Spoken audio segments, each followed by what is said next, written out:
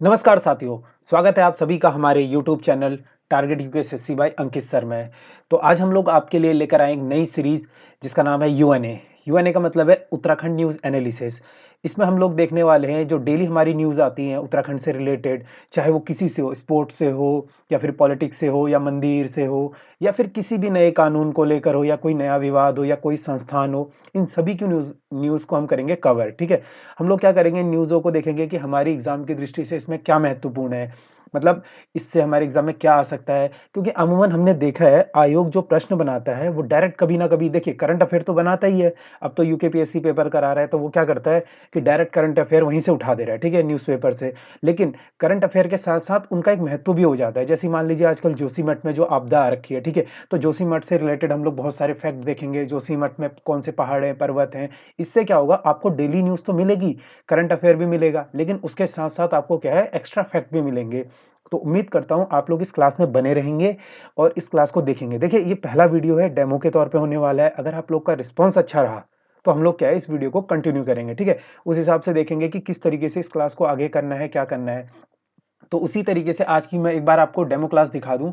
इसमें हम लोग बहुत अच्छी तरीके से इस क्लास को समझने वाले हैं। देखिए आप लोग को भी मज़ा आएगा। एक बार आप क्लास को देखिए, पूरा पूरा वीडियो देखिएगा, ठीक है? अगर आपको ये वैल्यूएबल लगता है तो आप इस क्लास को ज़रूर लाइक कीजिएगा, शेयर कीजिएगा, क्योंकि इस क्लास का मकसद सिर्फ़ यही नहीं है कि आप लोग को पढ़ाई से रिलेटेड दिया जाए। आप लोग को बहुत ही सोशल अवेयरनेस या फिर उत्तराखंड से रिलेटेड या नेशनल, इंटरनेशनल जो कुछ भी होगा, ठीक है? उस चीज़ को हम पूरा डीपली बताएँगे। तो आप इस क्लास का रिस्पॉन्स दीजिएगा अंत में वीडियो में कमेंट करके, या फिर कोई गलती हमसे हुई हो या फिर हमें कुछ और इसमें नया ऐड करना चाहिए, अपने सब सुझाव आप कमेंट बॉक्स में दे सकते हैं, ठीक है? तो बिना देरी किए हुए आज की क्लास को शुरू करते हैं, देखते हैं आज की इंपॉर्टेंट न्यूज़, ठीक है? आज तारीख है 2 फरवरी, ठीक है? आज की ये मैं न्यूज़पेपर की कटिंग है यहाँ पर आप देख सकते हैं। तो पहला न्यूज़ क्या है हमारी, अब युवा सीखेंगे आर्टिफिशियल इंटेलिजेंस, यूस्टाक में होगी लैब, ठीक है? यूकास्ट में होगी लैब। अगली न्यूज़ है पूर्णागिरि धाम में भंडारे पर अब नहीं लगेगा शुल्क, ठीक है? अगला है मानस खंड झांकी के हर कलाकार को मिलेंगे 50,000। तो उसी के साथ अगली न्यूज़ है नए भू कानून के निवेश और स्थायी हितों के बीच संतुलन साधने की चुनौती। अगले हफ्ते होगी अहम बैठक, ठीक है? भू कानून से देखेंगे, हम भू कानून के बारे में डीपली पढ़ेंगे। फिर है बायोडायवर्सिटी सर्वे, उत्तराखंड में पक्षियों की 250 प्रजातियां, हम इसके बारे में पढ़ेंगे कि कितनी प्रजातियां हैं उत्तराखंड में, कहाँ कहाँ बायोडायवर्सिटीज़ हैं उत्तराखंड में, ठीक है? अगली जोशीमठ से खबर है, जोशीमठ में पड़ी दरारें, साधु संत चिंतित, बद्रीनाथ धाम जाने के दौरान इसी मठ पर डालते थे डेरा, तो इसके बारे में हम लोग देखेंगे डीपली। अगली न्यूज़ है उधम सिंह नगर से, नवीनतम उत्पादों के मंच को देने के लिए आईआईएम में लगेगा मेला। तो आईआईएम के बारे में जानेंगे, कब इसकी स्थापना हुई थी, कब क्या कहाँ ये बना था, ठीक है? अगला न्यूज़ है हमारा खैंट पर्वत पहुंचने की राह होगी आसान, खड़ी चढ़ाई से मिलेगी मुक्ति, जाने साहसिक स्थल की खासियत, ठीक है? खैंट पर्वत के बारे में देखेंगे हम लोग। अगला है नैनीताल से, नैनीताल में क्या है टाइगर रिजर्व की सफारी ना बनाने की सिफारिश पड़े, क्या है पूरा मामला, तो इसको टाइगर हम आपको बताएंगे, टाइगर रिजर्व जो नैनीताल में कॉर्बेट है, कॉर्बेट के बारे में आपको बताएंगे, ठीक है? अगली न्यूज़ है अल्मोड़ा के बागानों में चाय के साथ उगेगी जड़ी बूटियां, किसानों की बदलेगी तस्वीर। तो अगली न्यूज़ जो है अल्मोड़ा से है, तो हम लोग अल्मोड़ा के बारे में डिस्कस करेंगे कि अल्मोड़ा में चाय का बागान कब लगाया गया था, राज्य में चाय का क्या इतिहास है, ठीक है? तो बिना देरी किए हुए करते हैं आज की क्लास को शुरू, ठीक है? यूएनए इसका नाम होने वाला है और आप लोग इसको ज़्यादा से ज़्यादा शेयर करेंगे उम्मीद करता हूँ, और आप लोग अपने कमेंट्स बॉक्स में हमें जो अपनी राय देंगे, ठीक है? चलते हैं आज के पहले क्वेश्चन की ओर। तो पहला आज का मतलब जो समाचार है वो है अब युवा सीखेंगे आर्टिफिशियल इंटेलिजेंस, ठीक है? यूकास्ट में होगी लैब। तो सबसे पहले मैं आपको बता दूं यूकास्ट क्या है, ठीक है? यूकास्ट का मतलब क्या है, Uttarakhand state council for science technology, ठीक है? उत्तराखंड स्टेट काउंसिल फॉर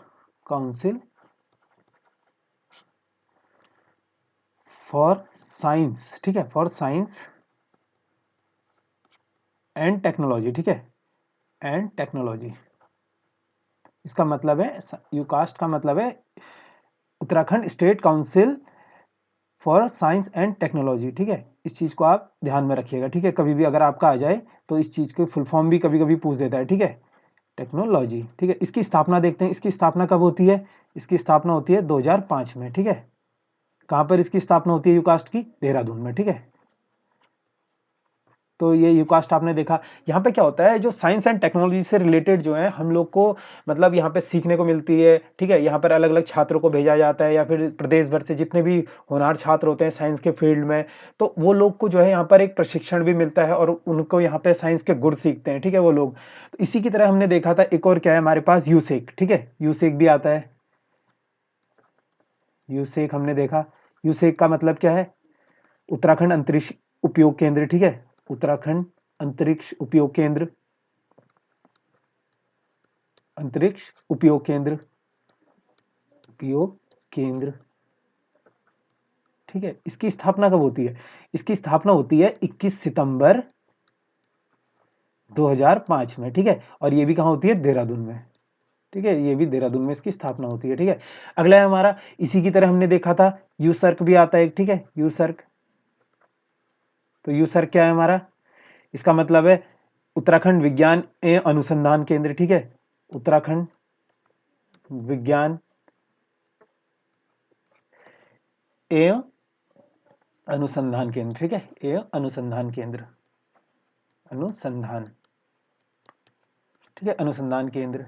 इसकी स्थापना कब होती है, इसकी स्थापना भी 2 फरवरी, आज ही के दिन, ठीक है, 2 फरवरी 2006 को इसकी स्थापना होती है, ठीक है। मतलब इसकी आज एनिवर्सरी एक टाइप में आप समझ सकते हैं। तो आज की दृष्टि से भी ये महत्वपूर्ण क्वेश्चन हो गया। 2 फरवरी आज की तारीख आप देख सकते हैं यहाँ पर, आज 2 फरवरी है, ठीक है। तो आज ही के दिन जो है हमारा यूसर्क भी बना था, ठीक है, उत्तराखंड विज्ञान एवं अनुसंधान केंद्र, ठीक है। ये कहाँ बना था, ये भी देहरादून में बना था। इसी की तर्ज पर हमने देखा था विज्ञान धाम का है हमारा, विज्ञान धाम, ये हमारा झाझरा देहरादून में, ठीक है, झाझरा देहरादून में, ठीक है, विज्ञान धाम झाझरा देहरादून में हो गया। स्थापना कब होती है इसकी, 2006 में होती है, ठीक है।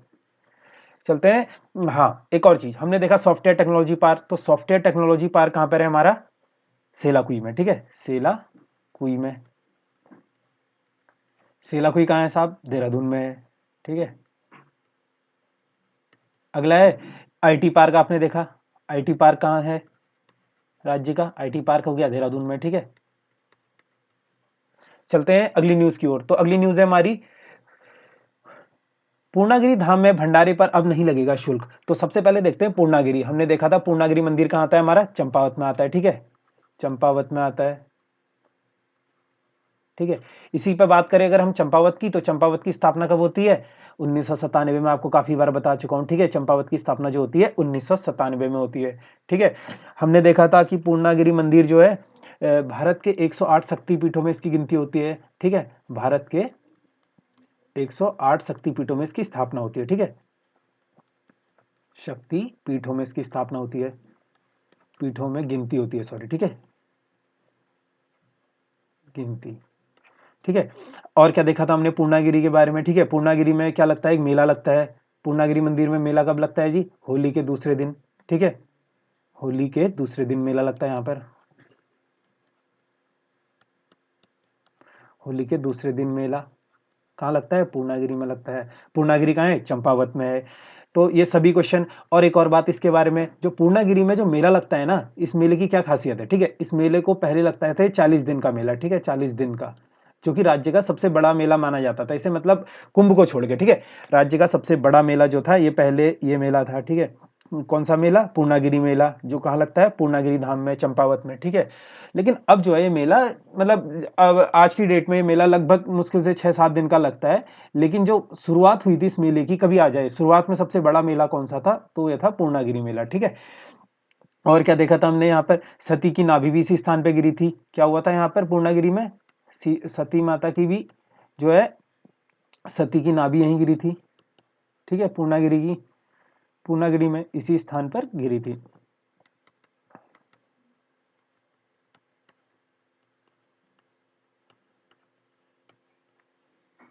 ठीक है।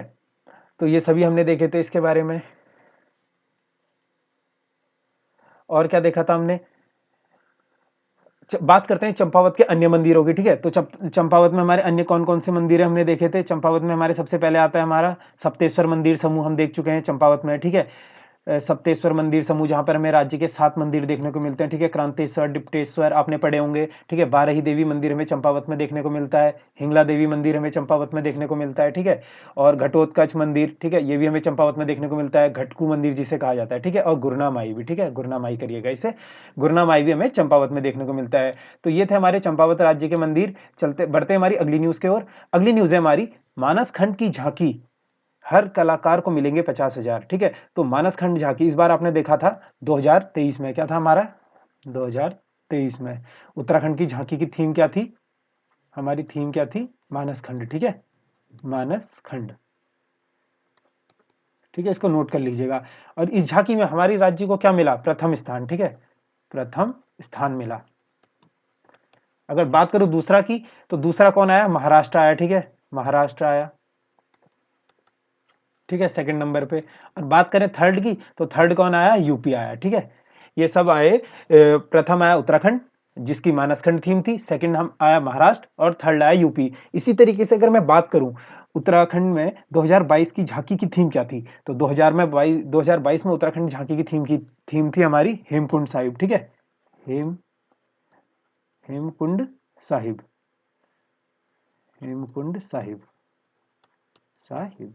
ठीक है, हेमकुंड साहिब, ठीक है। इसी में मतलब इसकी कोई थीम नहीं थी दरअसल, इसमें क्या था, अलग अलग चीजों का प्रदर्शन हुआ था, ठीक है। हेमकुंड साहिब हो गया, इसमें डोबरा चांटी दिखाया गया था, डोबरा चांटी दिखाया गया था इसमें, ठीक है। डोबरा चांटी पुल आपने देखा होगा, जो हाल ही में हमारी वीडियो के इससे क्वेश्चन बना था। और क्या दिखाया गया था इसमें, ब्रह्म कमल, ठीक है, ब्रह्म कमल, ठीक है। ये सब दिखाए गए थे 2022 में, ठीक है। बात करो 2021 की, तो 2021 में हमारी थीम क्या थी, केदारखंड, ठीक है। इसको भी प्रथम स्थान मिला था, ये बहुत इंपॉर्टेंट है, देखिए, ठीक है, इसमें कंफ्यूजन नहीं होना है, ठीक है। केदारखंड 2021 की थीम थी हमारी केदारखंड, ठीक है। यहाँ पर अलग अलग चीजें दिखाई गई थी, मोनाल हो गया, कस्तूरी मृग हो गया, या फिर ब्रह्म कमल हो गया, ये सभी जो है इस समय दिखाई गई थी, ठीक है। यहाँ पे ब्रह्म कमल मत करिएगा, ठीक है। ब्रह्म कमल जो दिखाया गया था 2021 में दिखाया गया था, ठीक है। 2022 में क्या दिखाया गया था, ये बद्रीनाथ धाम, ठीक है, बद्रीनाथ धाम, बद्रीनाथ, ठीक है, बद्रीनाथ धाम, ठीक है। 2021 में दिखाया गया था हमें, 2021 में दिखाया गया था केदारखंड, ठीक है। केदारखंड में क्या क्या दिखाया गया था, मोनाल, ठीक है, मोनाल था इसमें। और क्या था इसमें, कस्तूरी मृग इसी में था, कस्तूरी मृग हो गया, ठीक है, कस्तूरी मृग हो गया। और क्या था इसमें, इसमें था जी ब्रह्म, इसमें था और ब्रह्म कमल, ठीक है, इसमें ब्रह्म कमल था, ठीक है, और ब्रह्म कमल, ब्रह्म कमल, ठीक है, कमल, ये हो जाएगा। इसको क्या मिला था, देखिए नोट करने वाली बात है, इस चीज को आप नोट कर लीजिएगा, इसको भी प्रथम स्थान मिला था, ठीक है। इस बार 2021 में भी प्रथम स्थान मिला था, जो कि केदारखंड इसकी थीम थी। और 2023 में भी प्रथम स्थान मिला है मानस खंड की। तो दोनों लगातार हमारे केदारखंड और मानस खंड जो है पुरस्कार जीत चुके हैं, ठीक है। 2021 में मिला था केदारखंड को और 2023 में मिला है मानस खंड को, ठीक है। बात करें अगर 2019 की, तो 2019 में थीम क्या थी, 2019 में थीम थी हमारी गांधी जी की कौसानी यात्रा, ठीक है, गांधी जी की कौसानी यात्रा, ठीक है, गांधी जी की कौसानी यात्रा, कौसानी यात्रा, ठीक है, कौसानी यात्रा। बात करें 2018 की, तो 2018 में क्या थी हमारी थीम, ग्रामीण पर्यटन, ठीक है, ग्रामीण पर्यटन, ठीक है। इसी तरीके से हमने देखा था 2016 में क्या था, 2016 में था रामबाण, ठीक है। 2016 में क्या आ जाएगा हमारा, रामबाण आ जाएगा, ठीक है, रामबाण, ठीक है, रामबाण आ जाएगा 2016 में। चलते हैं अगली न्यूज की ओर। तो अगली न्यूज है हमारी, अगली न्यूज कहती है उत्तराखंड नए भू कानून में निवेश और स्थानीय हितों के बीच संतुलित साधने की चुनौती, अगले हफ्ते होगी अहम बैठक। तो यहाँ पे आप धामी जी को देख सकते हैं, ठीक है। ये क्या कर रहे हैं, जो भू कानून के जो मेंबर्स हैं या फिर समिति के साथ जो है बैठक कर रहे हैं, ठीक है, सीएम धामी जी हमारे, ठीक है।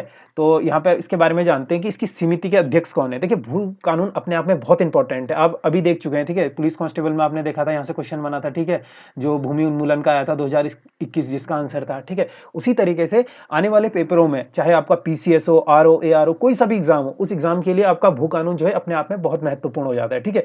बात करें इसकी समिति के अध्यक्ष की, तो इसके समिति के अध्यक्ष कौन है, सुभाष कुमार, ठीक है, सुभाष कुमार जी इसके अध्यक्ष हो जाएंगे, सुभाष कुमार जी, ठीक है। सुभाष कुमार इसके अध्यक्ष हो जाएंगे भू कानून के, ठीक है, भू कानून समिति के अध्यक्ष। और बात करें इसके गठन की, तो भू कानून समिति का गठन कब हुआ था, ठीक है, ये भी अपने आप में इंपॉर्टेंट, ठीक है, जुलाई 2021 में इसका गठन किया गया था सीएम धामी द्वारा, ठीक है। जब उत्तराखंड में जो भूमि खरीद फरोख्त की पुरजोर मांग उठी थी, तो उस समय क्या करा था धामी जी ने, एक समिति का गठन किया था, ठीक है। लोगों की अलग अलग जगह से मांग उठने लगी कि भू कानून चाहिए, भू कानून चाहिए, तो अलग अलग जगह प्रदर्शन हुए, ठीक है। उसी को देखते हुए जुलाई 2021 में भू कानून समिति का गठन किया गया। इस समिति ने अपनी रिपोर्ट कब सौंपी, ठीक है, इस समिति ने रिपोर्ट सौंपी अपनी सितंबर 2022 में, ठीक है, जिस पर अभी सरकार जो है विचार कर रही है, ठीक है, अलग अलग एक्सपर्ट से अपनी राय ले रही है, इसे किस तरीके से इंप्लीमेंट किया जाए। आपने देखा होगा हिमाचल का भी अपना भू कानून है, तो हिमाचल से भी हमारी सरकार जो है वो कोशिश कर रही है कि उनके भू कानून से हम क्या इसमें इंप्लीमेंट कर सकते हैं, ठीक है। एक और इंपॉर्टेंट फैक्ट आपको बता दूं, आपने देखा होगा 2002 तक, ठीक है, 2002 तक की बात करें हम, तो राज्य में क्या था, 500 वर्ग तक, ठीक है, 500 वर्ग तक, 500 वर्ग मीटर तक आप जमीन खरीद सकते थे, ठीक है, कोई बाहरी व्यक्ति, ठीक है, 2002 तक ये प्रावधान था, ठीक है। उसके बाद क्या होता है, 2007 में हमारी भाजपा सरकार संशोधन करती है इसमें, जब हमारे खंडूरी जी मुख्यमंत्री बनते हैं, तो वो क्या संशोधन करते हैं इसमें, वो कर देते हैं 250 वर्ग तक, ठीक है, कोई भी आदमी जो है, भारी आदमी 250 वर्ग तक जमीन खरीद पाएगा, ठीक है, भारी व्यक्ति जमीन। तो उसके बाद क्या होता है, जब भू कानून की मांग क्यों उठी, देखिए यहां पर मुद्दा आया, 2018 की बात करूं मैं आपसे, जब त्रिवेंद्र सिंह रावत जी हमारे सरकार में आए, ठीक है, उन्होंने क्या करा कि उत्तराखंड में बाहरी निवेश लाने के लिए, चाहे वो उद्योग हो, इंडस्ट्री हो, उनको लाने के लिए उन्होंने क्या करा, राज्य में एक कानून पास कराया, ठीक है। उस कानून में क्या था, असीमित भूमि खरीद थी, ठीक है, असीमित भूमि, इसमें नोट करके लिखिएगा आप, यहां पे क्या हो सकता था, आप असीमित भूमि खरीद सकते हैं, ठीक है, असीमित, असीमित भूमि, ठीक है, यहां पर क्या होता था, असीमित भूमि खरीद सकते हैं, ठीक है, खरीद सकते हैं। तो इसी को देखते हुए क्या हुआ, उत्तराखंड में जो है भू कानून की अपने आप जो है बहुत डिमांड बढ़ गई, लोगों में जागरूकता आ गई कि बाहरी व्यक्ति, आपने देखा होगा अक्सर दिल्ली के लोग, मुंबई के लोग उत्तराखंड में प्लॉट खरीद रहे हैं, पहाड़ों में। आपने देखा भी था रिसेंटली, अभी हाल फिलहाल 2-3 साल पहले की बात है, उसमें क्या हुआ था, उत्तराखंड में एक बुग्याल जो है किराए पर दे दिया था सरकार ने, ठीक है, बाहरी व्यक्ति, कोई मुंबई के व्यक्ति आए थे, उनको शादी करने के लिए दे दिया था, तो उन्होंने जो है काफी वहां पे गंदगी वगैरह करी थी, तो उस समय भी वहां के लोगों ने काफी आवाज उठाई थी इसके खिलाफ। तो इसी का देखते हुए भू कानून की जो है बहुत ज्यादा डिमांड बढ़ गई थी उत्तराखंड में, ठीक है। तो इसी के तरीके से हम उत्तराखंड में भूमि मापन की बात करें, ठीक है, आपने अक्सर पढ़ा होगा उत्तराखंड में भूमि किस में मापी जाती है, ठीक है। अब यहाँ पे एक मात्रा जो है भूमि मापन की प्रचलित है, जिसे हम मुट्ठी बोलते हैं, ठीक है, मुट्ठी में यहाँ पे भूमि मापी जाती है, ठीक है।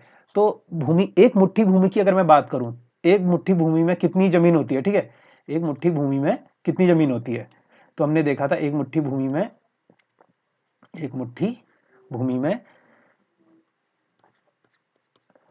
62.5, ठीक है, 62.5 ग्राम, ठीक है, अनाज होता है, ठीक है, एक मुट्ठी भूमि में 62.5 ग्राम अनाज होता है, ठीक है। तो इस मुट्ठी को भी हम क्या है, भूमि के उससे नापते हैं, ठीक है। लेकिन जो हमारे यहाँ पर भूमि की प्रॉपर मापने की वो है, वो क्या है, नाली है, ठीक है, इकाई, ठीक है, भूमि को जो प्रॉपर मापने की इकाई वो क्या है, नाली, ठीक है। आपने देखा होगा क्वेश्चन भी बनता है, एक नाली भूमि में कितनी जमीन होती है, ठीक है, एक नाली कितना होता है, ठीक है, एक नाली में कितनी जमीन होती है, ठीक है, तो इसका आंसर है 200 वर्ग मीटर, ठीक है। ये काफी बार एग्जामों में पूछा गया है, लगातार आपके पीसीएस 2006 में पूछा गया था, ठीक है, पीसीएस 2006 में पूछा गया था, ठीक है, कनिष्ठ सहायक 2011 में पूछा गया था, ये कनिष्ठ सहायक 2011 में पूछा गया था आपसे क्वेश्चन, ठीक है, कि एक नाली भूमि में कितनी जमीन होती है, ठीक है, तो इसका आंसर हो जाएगा 200 वर्ग मीटर, ठीक है।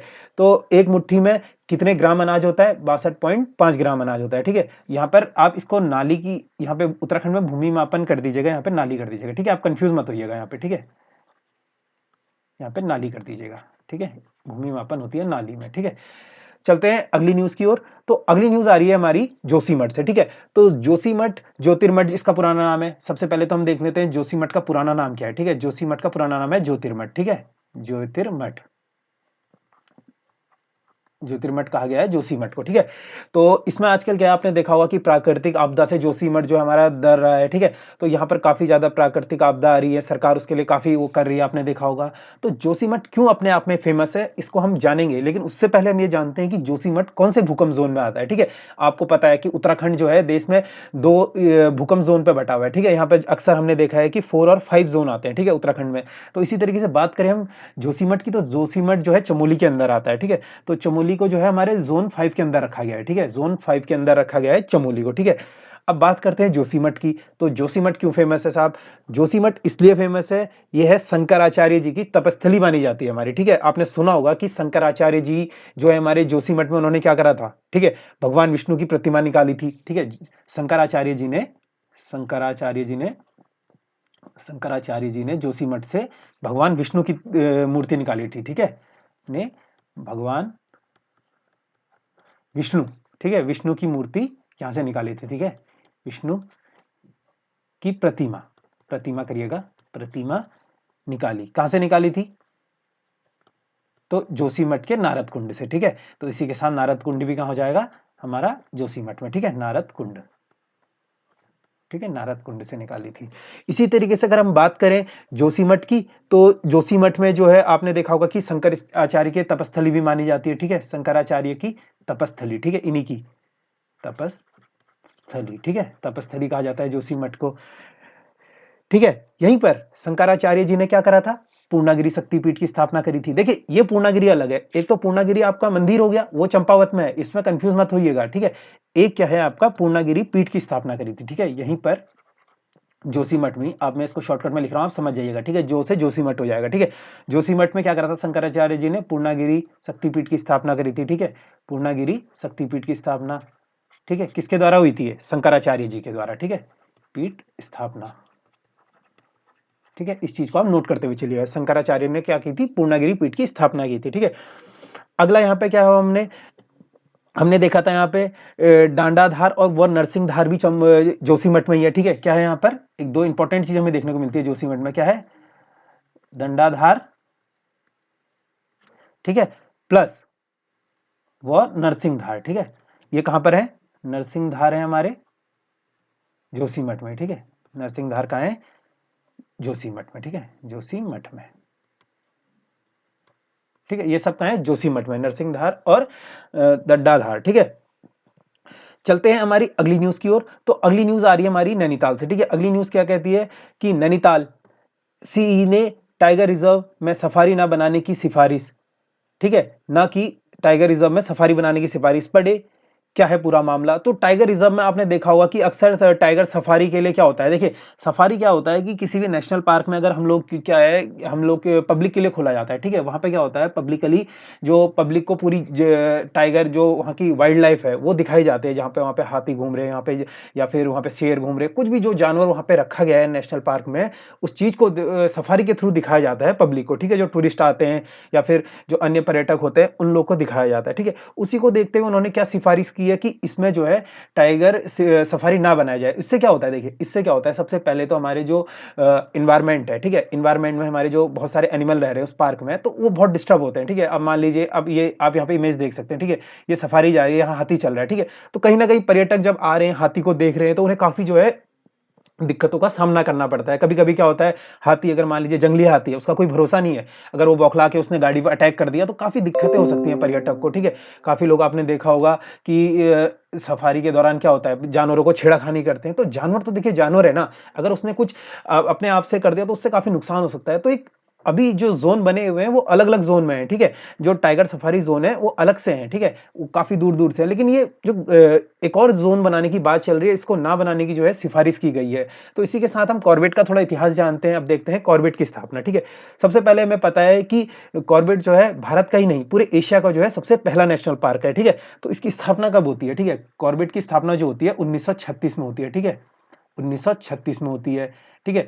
इसकी कॉर्बेट की स्थापना किन दो राज्यों में, उत्तराखंड के किन दो जिलों में आता है कॉर्बेट? तो आता है ये पौड़ी और देहरादून में, नहीं सॉरी, पौड़ी पौड़ी और नैनीताल में, ठीक है। पौड़ी और नैनीताल में जो है हमारा कॉर्बेट आता है, ठीक है, नैनीताल, ठीक है, सॉरी नैनीताल हो जाएगा, ये नैनीताल हो गया है तो, ठीक है, नैनीताल हो जाएगा, ठीक है, नैनीताल, ताल में हो जाएगा, ठीक है। कॉर्बेट की स्थापना कहाँ होती है? पौड़ी और नैनीताल में होती है। बात करें इसके क्षेत्रफल की, तो कॉर्बेट का जो क्षेत्रफल है वो हमने देखा था 520, ठीक है, 520.82 वर्ग मीटर, ठीक है, वर्ग किलोमीटर, ठीक है, वर्ग किलोमीटर। बात करें इसमें से हम पौड़ी में, तो पौड़ी में कितना इसका क्षेत्र, सर्वाधिक क्षेत्रफल इसका पौड़ी में आता है, तो पौड़ी में इसका कितना हिस्सा आता है? 312.76 स्क्वायर किलोमीटर, ठीक है, ये आता है इसका पौड़ी में, ठीक है। बात करें नैनीताल में, तो नैनीताल में इसका कितना आता है? 208.8 स्क्वायर किलोमीटर, ठीक है, इतना हिस्सा इसका आता है नैनीताल में, ठीक है, स्क्वायर किलोमीटर, ठीक है। तो ये था हमारा कॉर्बेट नेशनल पार्क की स्थापना और क्षेत्रफल। बात करें इसके हेली, देखिए शुरुआत में क्या था, इसका नाम कॉर्बेट नहीं था, शुरुआत में इसका नाम क्या था? हेली राष्ट्रीय उद्यान। आपने सुना होगा हेली राष्ट्रीय उद्यान बोला जाता था, ठीक है। तो हेली राष्ट्रीय उद्यान इसका नाम कब रखा गया था? 1936 में रखा गया था, ठीक है। 1936 के बाद क्या हुआ? आजादी के बाद, ठीक है, ये तो हमारे आजादी से पहले रखा गया था क्योंकि इसकी स्थापना जो थी अंग्रेजों ने ही की थी, ठीक है। तो इसका नाम क्या था? इसका नाम बाद में रखा गया 1954 में, ठीक है, रामगंगा नेशनल पार्क, ठीक है। रामगंगा नेशनल पार्क कब रखा गया? 1954 में, आजादी के बाद, ठीक है। जब देश आजाद हुआ तो देश का जो था इसका नाम जो रखा गया रामगंगा राष्ट्रीय उद्यान 1954 में रखा गया। लेकिन आजादी के कुछ समय बाद देखिए जिम कॉर्बेट को हम उनका जो यहाँ पे उत्तराखंड में क्या बोले हम उसको, उत्तराखंड में जो उनका योगदान है उसे भुलाया नहीं जा सकता है, ठीक है। उन्होंने किस तरीके से उत्तराखंड में रहकर काफी कुछ उत्तराखंड के लिए किया था बाघ से रिलेटेड, ठीक है। तो उन्हीं के नाम पर इसको रखने की यहाँ पर सरकार ने जो है घोषणा कब की थी? 1957 में, ठीक है। 1957 में इसको जो है जिम कॉर्बेट के नाम पे रखा गया, ठीक है, कॉर्बेट राष्ट्रीय उद्यान को। बात करें प्रोजेक्ट टाइगर की, तो प्रोजेक्ट टाइगर जो लॉन्च हुआ था सर्वप्रथम भारत में यहीं से लॉन्च हुआ था, ठीक है। इंदिरा गांधी जी ने इसे लॉन्च किया था। कब किया था इसे लॉन्च? 1 नवंबर 1973 को ये प्रोजेक्ट टाइगर में रखा गया था, ठीक है। ये भारत का जो था पहला पहला बाघ संरक्षण था, ठीक है, भारत का, नोट करके लिखेगा इसे, ठीक है, भारत का पहला बाघ संरक्षित, ठीक है, बाघ संरक्षित, भारत का पहला बाघ संरक्षित, ठीक है। बात करें यहाँ पर साइलेंट जोन की, तो साइलेंट जोन में अभी फिर से आपको बता चुका हूं, तो कुछ एक एरिया होता है, देखिए जहां पे साइलेंट जोन का मतलब क्या है? साइलेंट जोन का मतलब है जहां पर जानवर जो है पार्क से सटे हुए लगते हुए वो एरिया जहां पर जानवर को डिस्टर्बेंस ना हो, ठीक है, उस एरिया में गाड़ियां नहीं चलेंगी आपके कोई, या फिर जंगल से जो जंगल कटान या फिर किसी भी और चीज की जो है वो घटनाएं, वो जो है घटनाएं नहीं होने देगी, ठीक है। तो वो एरिया क्या है? साइलेंट जोन कहलाता है, ठीक है, जहां पे घटनाएं रोकती है सरकार, या फिर वहां पे साइलेंट जोन में जो गार्ड्स लगाए होते हैं उन चीजों में, वो जगहों में वो चीजें नहीं होने देते, ठीक है। पहले आपको बोर्ड मिल जाएगा साइलेंट जोन, ठीक है। तो इसकी स्थापना कब होती है? इसकी स्थापना होती है अप्रैल 2012 में, ठीक है, अप्रैल 2012 में साइलेंट जोन की स्थापना होती है। कहां पर? कॉर्बेट नेशनल पार्क में, ठीक है। बात करें इसके प्रवेश द्वार की, तो प्रवेश द्वार हमने देखा था कि कॉर्बेट का प्रवेश द्वार किसे बोला जाता है? ढिकाला को बोला जाता है, ठीक है, ढिकाला, ठीक है, जो कि पड़ता है रामनगर में, ठीक है, रामनगर में पड़ता है इसका प्रवेश द्वार ढिकाला, ठीक है। बढ़ते हैं हमारी अगली न्यूज की ओर। तो अगली न्यूज है हमारी बायोडायवर्सिटी सर्वे, उत्तराखंड में पक्षियों की 250 प्रजातियां, सर्वे में हुई पुष्टि। तो लगातार हम देखते हैं उत्तराखंड में जो है प्रवासी पक्षियां, देखिए समर के टाइम पे काफी प्रवासी पक्षी जो है देश विदेश से उत्तराखंड में आती हैं, आपने देखा ये, ठीक है। ये सबसे ज्यादा पक्षियां अगर पूछे तो कहां पे आती हैं? ये आती है हमारी आसन संरक्षण क्षेत्र, ठीक है। ये कहां पर है आसन संरक्षण क्षेत्र? देखिए यह है देहरादून में आपका, ठीक है, देहरादून में पड़ जाएगा आसन संरक्षण क्षेत्र, ठीक है, जिसकी स्थापना कब होती है? ठीक है, आसन संरक्षण क्षेत्र की स्थापना होती है 2005 में, ठीक है, 2005 में देहरादून में, ठीक है, देहरादून में इसकी स्थापना होती है। हाल ही में आपने देखा था भारत सरकार ने इसे 38वीं रामसर साइट घोषित की थी, ठीक है, 38वीं रामसर साइट, ये इंपॉर्टेंट है परीक्षा की दृष्टि से, ठीक है। कब किया था? 2020 में, ठीक है।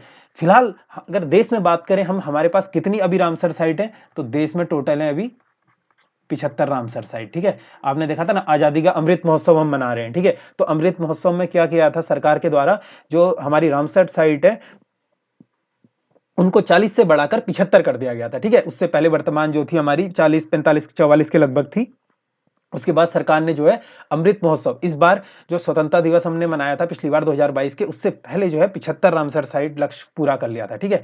बात करें उत्तराखंड में और आरक्षित क्षेत्रों की, तो हमने देखा था झिलमिल आरक्षित क्षेत्र कहाँ है हमारा? हरिद्वार में, ठीक है, ये हो जाएगा हरिद्वार में। इसकी स्थापना कब होती है? इसी की भी स्थापना होती है 2005 में, ठीक है। ये कहाँ है? हरिद्वार में, ठीक है।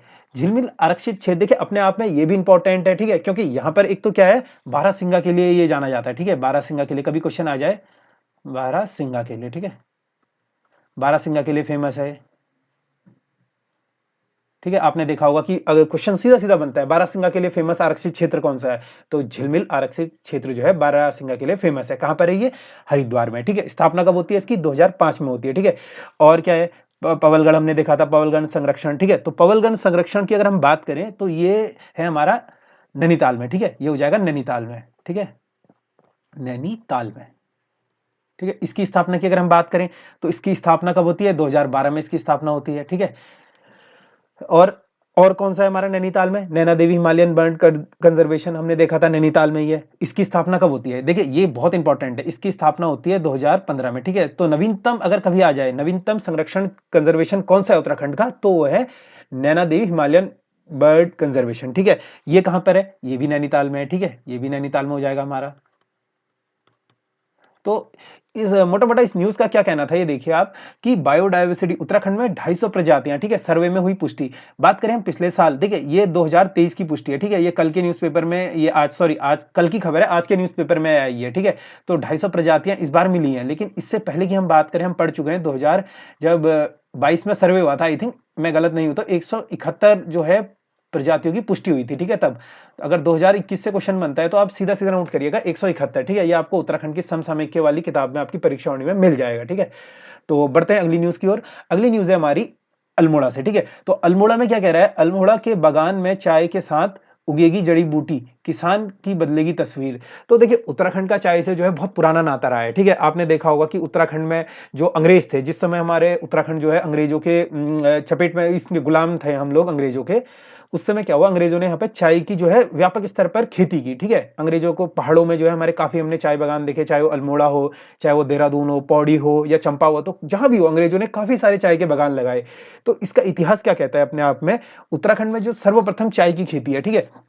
तो चाय की खेती यहाँ पर किसने शुरू करी, ठीक है। तो उस समय एक यात्री हुआ करते थे, ठीक है, बिसा वेबर नाम के, ठीक है। उस समय यात्री होते थे, एक यात्री थे बिसा वेबर, ठीक है, जिनका नाम था बिशा वेबर, बिशप हेबर, ठीक है। बिशप हेबर ने क्या करा, ये उत्तराखंड दौरे पर आए थे, ठीक है, ऐसे घूमने के लिए आए, हिल स्टेशन था उस समय। देखिए उत्तराखंड की यही खासियत थी, शुरू से ही ये अंग्रेजों को जो था काफी प्यारा था, ठीक है। तो अंग्रेज यहाँ पर घूमने आया करते थे, ठीक है। बहुत सारे हमने देखा था अंग्रेज यहाँ पर घूमने आए थे।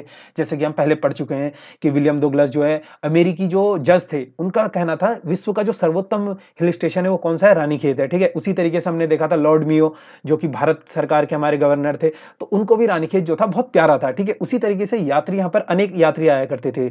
तो यहाँ पर बात चल रही है बिशप हेबर की। तो बिशप हेबर यहाँ पर आए थे, उस दौरान इन्होंने यहाँ पर देखा कि चाय की खेती, ठीक है, 1824 की ये बात है, ठीक है, 1824 की ये बात है। तो उन्होंने यहाँ पर चाय की जो है सर्वप्रथम खेती करने का प्रस्ताव रखा। उन्होंने बोला कि यहाँ पे चाय की खेती हो सकती है, देखिए, ठीक है। तो उन्होंने क्या करा, उत्तराखंड में सर्वप्रथम चाय की खेती 1824 में किसके द्वारा? बिशप हेबर के द्वारा, ठीक है, बिशप हेबर के द्वारा। इसको नोट करके लिखेगा आप, इंपॉर्टेंट है ये भी, ठीक है। सर्वप्रथम बिशप हेबर के द्वारा, ठीक है, 1824 में। तो उसी के बाद हमने देखा कि उन्होंने ये यहाँ पर बगीचा नहीं लगा था, लेकिन उन्होंने यहाँ पे क्या रखा था? प्रस्ताव रखा था कि यहाँ पर चाय की खेती हो सकती है, ठीक है। यहाँ पे लिख देता हूं मैं प्रस्ताव, ठीक है। लेकिन अगर हम प्रथम चाय के बगीचे की बात करें, कभी क्वेश्चन बनता है उत्तराखंड में प्रथम चाय का बगीचा कब लगा, तो ये लगा था 1835 में, ठीक है, 1835 में। ये किसने लगाया था ये बगीचा?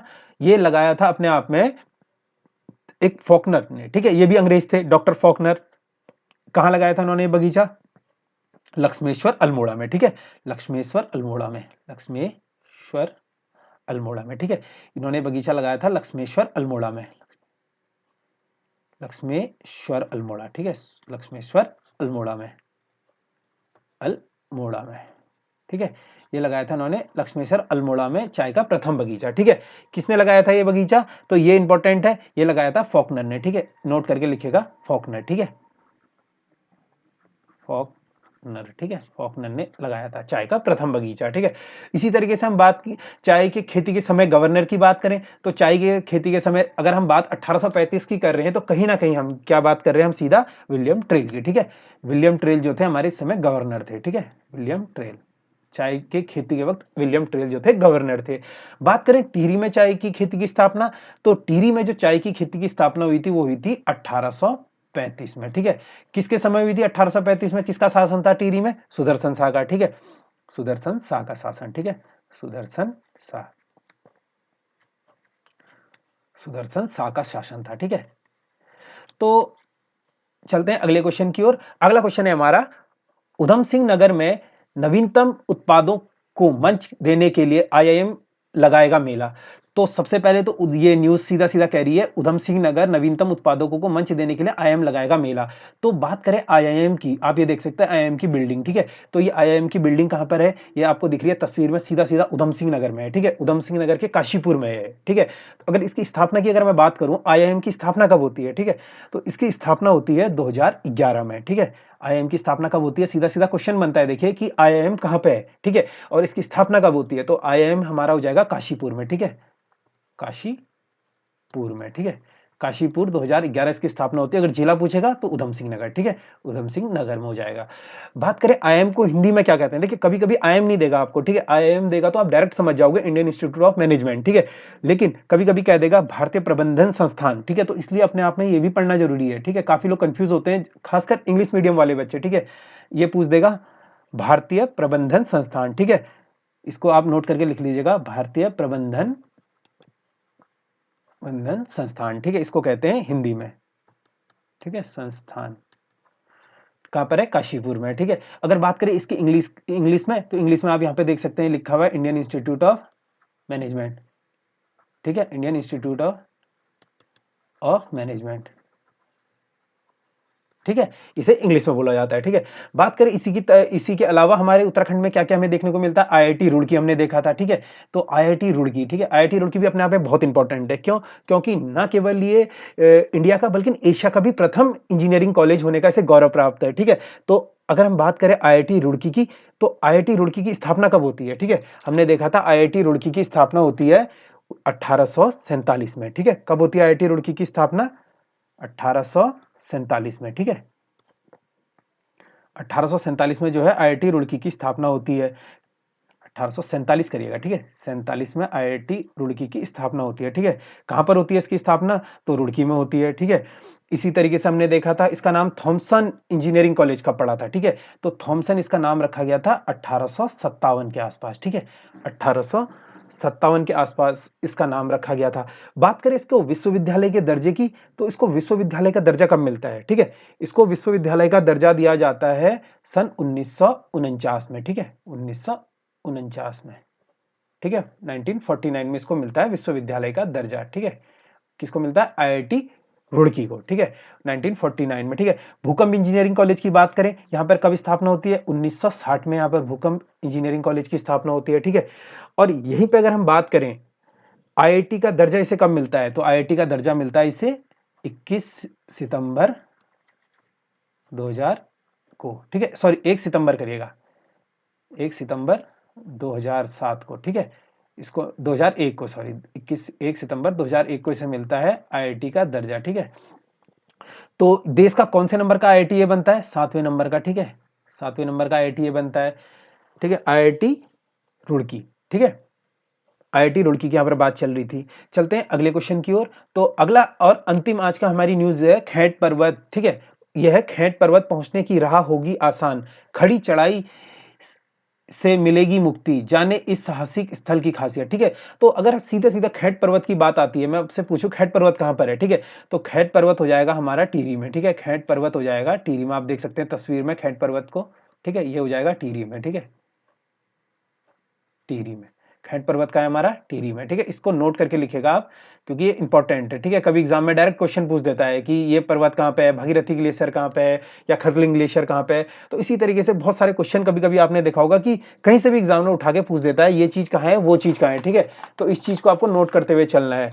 तो इसी तरीके से हम बात करें टिहरी की स्थापना की, तो टिहरी की स्थापना हमने देखी थी, कब होती है टिहरी की स्थापना, 28 दिसंबर, ठीक है, 28 दिसंबर 1815 को, ठीक है, टिहरी की स्थापना कौन करता है, टिहरी की स्थापना, सुदर्शन शाह, ठीक है, सुदर्शन शाह, ठीक है, सुदर्शन शाह जो होते हैं यहाँ के समय टिहरी नरेश होते हैं, ये करते हैं टिहरी की स्थापना 28 दिसंबर 1815 को, ठीक है। तो 28 दिसंबर को ही हम टिहरी की स्थापना दिवस किस रूप में मनाते हैं, रेस्टोरेंट डे के रूप में मनाते हैं, ठीक है, रेस्टोरेंट डे के रूप में मनाया जाता है, ठीक है, टिहरी की स्थापना को, ठीक है। और वहीं पे अगर बात करें टिहरी का भारत में कब विलय हुआ था, ये क्वेश्चन काफी बार पूछा गया एग्जाम में, तो ये हुआ था 1 अगस्त 1949 को, ठीक है, 1 अगस्त 1949 को टिहरी का जो है भारत में विलय हो गया था, ठीक है, 1 अगस्त 1949 को टिहरी का जो है भारत में विलय हो गया था, ठीक है। बात करें हम टिहरी में गुफाओं की, तो टिहरी में हमने गुफाएँ देखी थी, टिहरी में हमारी बहुत सारी गुफाएँ हैं, ठीक है। सबसे पहले हम बात करेंगे वशिष्ठ गुफा की, ठीक है। वशिष्ठ गुफा हमारा कहाँ हो जाएगा? वशिष्ठ गुफा हमारा टिहरी में हो जाएगा, ठीक है। बहुत सारी गुफाएं और देखी थी हमने टिहरी में, कौन कौन सी गुफाएं देखी थी हमने टिहरी में, ठीक है। और और देखी थी हमने, देखिए विश्वनाथ गुफा देखी थी हमने टिहरी में, ठीक है। विशिष्ट गुफा हो जाएगा हमारे टिहरी में, और विश्वनाथ गुफा इंपॉर्टेंट करिएगा, ठीक है। विश्वनाथ गुफा,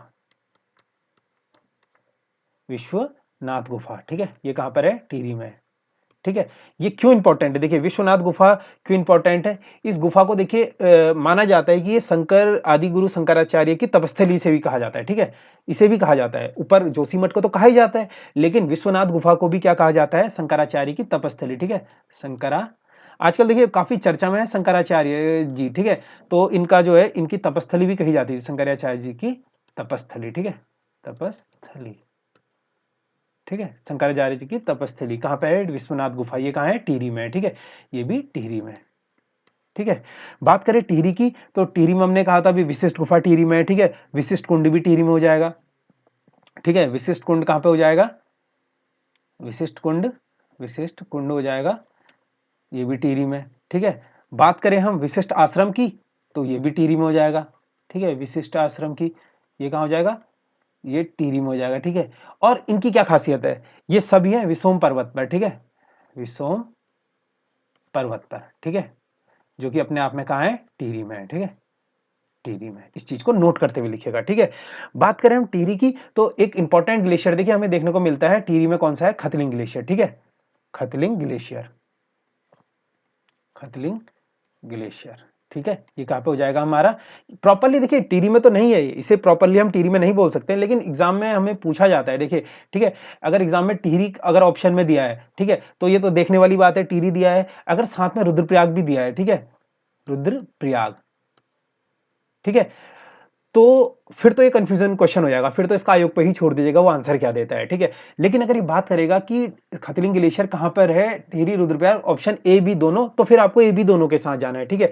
अगर ये कह देता है ऑप्शन में रुद्रप्रयाग ना देके खाली टिहरी देता है, तो टिहरी के साथ जाना है, अगर टिहरी नहीं आता है तो रुद्रप्रयाग के साथ जाना है। तो इसमें कंफ्यूजन, ठीक है, थोड़ा इसका कंट्रोवर्शियल क्वेश्चन तो है ही, लेकिन फिलहाल आपको कुछ याद नहीं रखना है, आपको इतना जानना है कि खतलिंग ग्लेशियर जो है टिहरी और रुद्रप्रयाग की सीमा पर है, ठीक है। प्रॉपरली ये कहीं पे नहीं है, जैसे हम लोग देखते हैं ना पिंडारी ग्लेशियर, जिसका फैलाव जो है 3 राज्यों में है, ठीक है, 3 उत्तराखंड के 3 जिलों में है। तो उसी तरीके से खतलिंग ग्लेशियर भी कहीं ना कहीं कंट्रोवर्शियल है थोड़ा, क्योंकि इसका कुछ हिस्सा जो है टिहरी में आता है, कुछ रुद्रप्रयाग में आता है, ठीक है।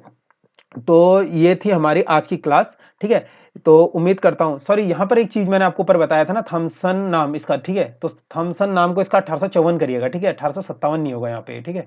इसको 1854 कीजिएगा, ठीक है, 1854 कीजिएगा। और इस ये डेट आपकी 21 सितंबर ही होगी, ठीक है, 21 सितंबर 2001 को ही होगा, ठीक है। तो देश के 7वें IIT के रूप में से दर्जा दिया गया था, ठीक है, ये मैंने आपको बता चुका हूँ। तो ये था हमारा पूरा आज का जो है UNA। उम्मीद करता हूँ UNA आपको पसंद आया होगा। इसी तरीके से अगर आप UNA देखना चाहते हैं डेली, तो आप हमें कमेंट बॉक्स में जरूर बता सकते हैं, ठीक है। आप कमेंट कर दीजिएगा नीचे, कमेंट, ठीक है, अपनी राय जरूर दीजिएगा, ठीक है, वीडियो को देखने के बाद, कि किस तरीके से हम इसमें और चेंजेस कर सकते हैं, या ऐसी ही क्लास आपको अच्छी लग रही है तो डेली जो है हम इस सेशन को करा करेंगे, ठीक है, मॉर्निंग में करा करेंगे। आज तो इस सेशन में लेट हो गया क्योंकि आज ये डेमो वीडियो था, तो मुझे भी काफ़ी प्रिपरेशन करनी पड़ी इसके लिए, आप लोगों के लिए। लेकिन अगर आप चाहते हैं भविष्य में इसी तरीके से डेली क्लास आए DNA की, या सॉरी RNA की, तो इसी तरीके से जो है मैं रोज आपके लिए वीडियो लेकर आऊंगा, जिसमें हम लोग उत्तराखंड की जो करंट अफेयर है उनको तो कवर करेंगे ही, लेकिन उनके साथ जो है पूरे डीपली हम और चीजों को भी करेंगे जो हमारे पेपर की दृष्टि से महत्वपूर्ण है, ठीक है। उम्मीद करता हूं आपको क्लास अच्छी लगी होगी। अच्छी लगी है तो क्लास को दबा के शेयर कीजिएगा, ठीक है, अपने दोस्तों के साथ, या फिर अपने व्हाट्सएप स्टेटस, कहीं भी आप इस क्लास को शेयर करिए, ठीक है, क्योंकि ज्यादा से ज्यादा सब्सक्राइबर होंगे तो हमें भी देखिए मोटिवेशन मिलेगा, ठीक है, रोज क्लास लाने का। अगर आप ज्यादा से ज्यादा मात्रा में इस क्लास को शेयर करते हैं, लाइक करते हैं, देखिए लाइक जरूर कीजिएगा और कमेंट में अपनी राय जरूर दीजिएगा। अगर आप लोग क्या है इस क्लास को शेयर करेंगे, अगर ज़्यादा से ज़्यादा लोगों तक ये पहुंचेगी, तो हम लोग इस क्लास को डेली कंटिन्यू कर पाएंगे, ठीक है। अंत में एक बार फिर से, उत्तराखंड की अगर आप किसी भी एग्जाम की तैयारी कर रहे हैं ग्रुप C की, तो आप हमारा ऐप बिल्कुल प्ले स्टोर से फ्री में डाउनलोड कर सकते हैं। हमारे ऐप का नाम है target UPSSC app by Ankit sir, ठीक है। यहाँ पर आपको क्या मिलते हैं, कनिष्ठ सहायक, वीडियो पीडीओ, पटवारी, लेखपाल या वन आरक्षी, किसी भी एग्जाम की अगर आप तैयारी कर रहे हो ग्रुप सी से रिलेटेड, तो आपको यहाँ पे 16 question paper plus video solution, ठीक है, यहाँ पर आपको मिलते हैं। और यहीं पर आपको मिलता है वन रक्षक के 30 प्रैक्टिस सेट, जो कि बिल्कुल जेन्युइन प्राइस पे, ठीक है। और बहुत जल्द फरवरी में, ठीक है, 15 फरवरी से, मैंने आपको बता ही दिया है, 15 फरवरी से हमारी नई सीरीज शुरू हो रही है, ठीक है। ये उत्तर मिशन इसका नाम होगा। इसका नाम तो अभी वैसे कुछ नहीं होगा, लेकिन हम इसे मिशन वन आरक्षी कर देते हैं, ठीक है। मिशन वन रक्षक, ठीक है, मिशन वन रक्षक कर देते हैं इसको। तो इस बैच को हम अनाउंस कर देंगे 15 फरवरी से। इसमें क्या होगा, बेसिक से बिल्कुल, ठीक है, बेसिक से प्रैक्टिस सेट कराए जाएंगे आपको, ठीक है, प्रैक्टिस सेट कराए जाएंगे, जो कि मंथली 16 पेपर प्लस उनके वीडियो सोल्यूशन, ठीक है, उनके वीडियो सोल्यूशन रहने वाले हैं। उसमें क्या होगा, आप लोग को टारगेट भी दिया जाएगा, ठीक है, वीकली आपको टारगेट मिलेगा, वीकली टारगेट रहेगा उसमें, ठीक है। वीकली टारगेट में आपको दे देंगे, कभी आपको परीक्षावाणी दे देंगे, कभी आपको हिंदी, जीएस, ठीक है, अलग अलग आपको टारगेट दे देंगे, ताकि आपका पूरे 2 मंथ आपके पास बचते हैं, ठीक है। पटवारी के एग्जाम के 2 मंथ बाद आपके पास पूरे 2 मंथ बचते हैं इस एग्जाम को टारगेट करने की। बता मैं आपको पहले ही चुका हूं। देखिए कुछ लोग क्या है, पुलिस कांस्टेबल में निकलेंगे 1500 प्लस, ठीक है, 500 प्लस हमारे कनिष्ठ सहायक के हो गए पुराने, ठीक है, 500 प्लस हमारे पटवारी में हो गए, ठीक है, और लगभग 800 या 900 के लगभग हमारे वीडियो में निकल जाएंगे, ठीक है। तो ये वन आरक्षी जो है नए बिगिनर्स के लिए, स्पेशली मैं बोलूं बिगिनर्स के लिए टारगेट करने के लिए बहुत ही सही है, ठीक है। तो बिगिनर जो है यहाँ पर हताश होने की जरूरत नहीं है। काफी एग्जाम उनके पास हैं, जो लोग 18 से 21 वाले हैं, ठीक है, खासतौर पर 18 से 21 वाले। कनिष्ठ सहायक में अगर उनका नहीं होता है या फिर उनका पुलिस में नहीं होता है, तो उनके लिए वन रक्षक जो है बेस्ट मौका है इस समय, ठीक है। तो आप हमारी टेस्ट सीरीज बिल्कुल ज्वाइन कर सकते हैं। मिलते हैं आपसे अगली क्लास में। यूएनए को देखने के लिए बहुत बहुत धन्यवाद।